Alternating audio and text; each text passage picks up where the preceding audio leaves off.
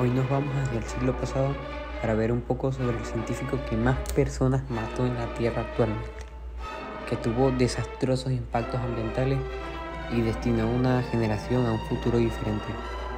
Para empezar, en esta época, en este pasado, los coches no se prendían como ahorita que funcionan con motor, se prendían manualmente con una palanca. Poco tiempo después, a este cambio de pasar de palanca a motor, ocurre el primer problema, que estos motores eran muy ruidosos y la solución que se le había descubierto era cambiar el combustible.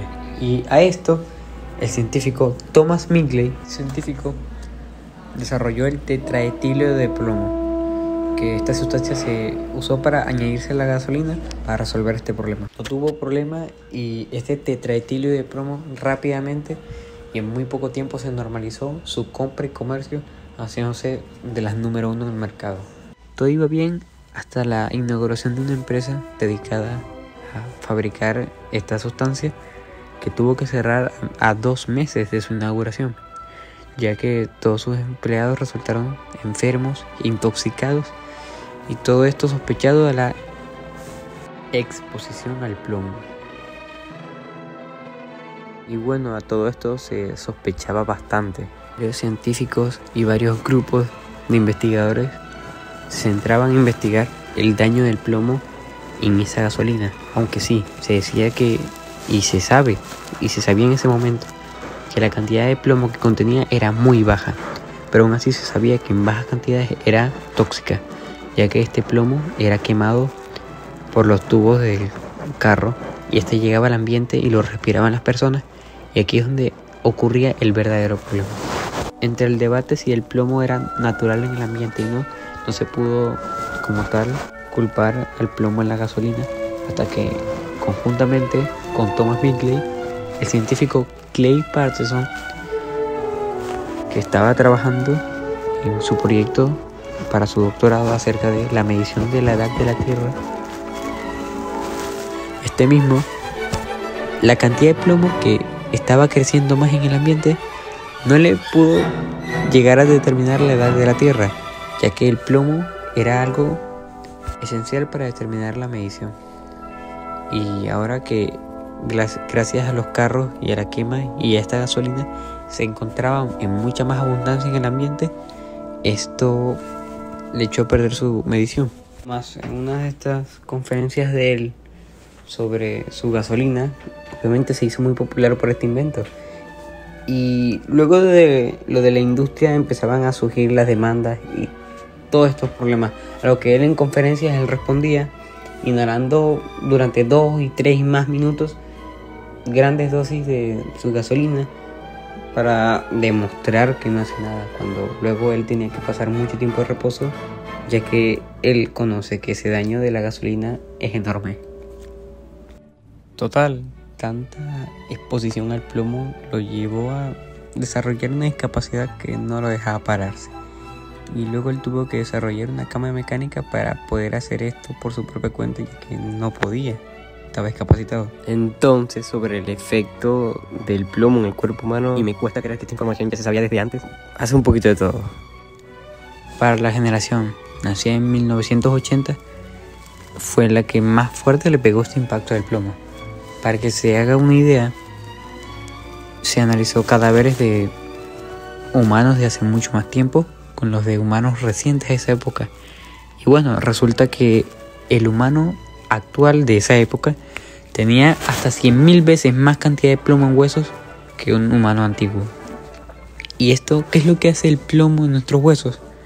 Bueno, el plomo en nuestros huesos, con el plomo en nuestros huesos, no viene para nada bueno. Una vez que el plomo está en nuestros huesos, empieza a dañar aceleradamente nuestros órganos y nos conduce y nos pone en la puntica de problemas circulatorios y muchos otros problemas mucho más graves. Y sobre todo, uno de los que se me hacen más fuertes es la pérdida de conexiones neuronales y la debilitación de estas también, que sobre todo se comparan las gráficas de esta generación que tuvo más exposición al plomo con la gráfica de intensidad y frecuencia de crímenes y robos, y se piensa que esas debilitaciones y pérdidas de conexiones neuronales nos hacen menos inteligentes directamente. Y se puede decir que los hacía menos inteligentes, y esto aumentaba el índice de crímenes, abandono escolar y bueno, muchos otros casos. Y se supone que esto también sirve como excusa, explicación Para la mayor frecuencia de enfermedades mentales, como el síndrome de Down, y este tipo de cosas que no se han podido explicar bien la frecuencia en la que aparecen. este asunto del plomo y el daño a nuestro cuerpo, se le asumían 250.000 muertes al año a esta contaminación constante. Con esa cantidad como constante se estima que el plomo ha inferido más o menos en 25 millones de muertes, y que mundialmente quizás más de 100 millones de muertes. Los informes más actuales cuentan que cerca de la mayoría de los niños actuales vivos tienen una cantidad de plomo en sangre de 5 microgramos por decilitro. Mucho de este plomo viene de procesos industriales, de baterías de carro, pero sobre todo la mayoría es de la invención de Mingley.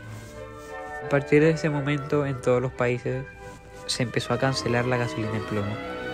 Si se lo preguntan, aquí en Venezuela se canceló el 2005.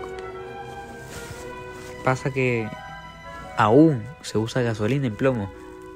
Ciertos aviones de motor, de pistón, todavía usan gasolina en plomo, y esa es actualmente la mayor fuente de plomo que se exporta hoy.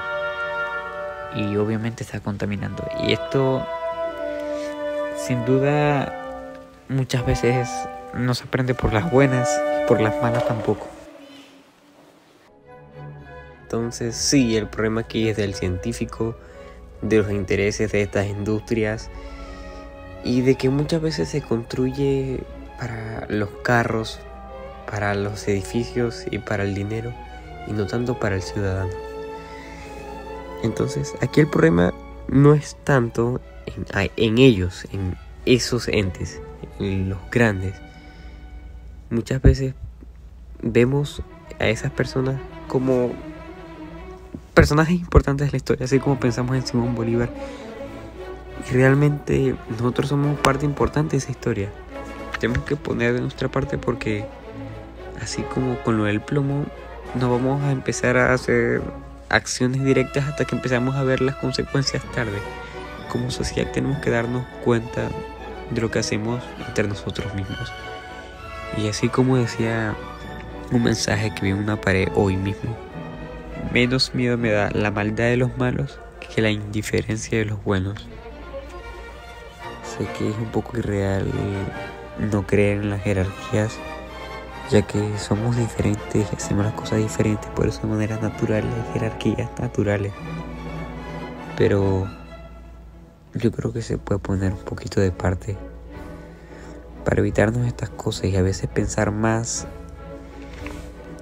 en el impacto humano más que en las ganancias que se pueden generar. Aunque se triplique la economía del petróleo, a veces hay que poner otras cosas por delante. Y bueno, ese es el mensaje: estudiar, conocer y pensar en el mañana de uno. Porque así como son esos grandes hombres que no viven en vano, sino para hacer del mundo un lugar diferente, para bien o para mal, la experiencia del mundo también es nuestra experiencia. Y para evitar lo del plomo, que ya se sabía siglos antes, vamos a aprender por las buenas.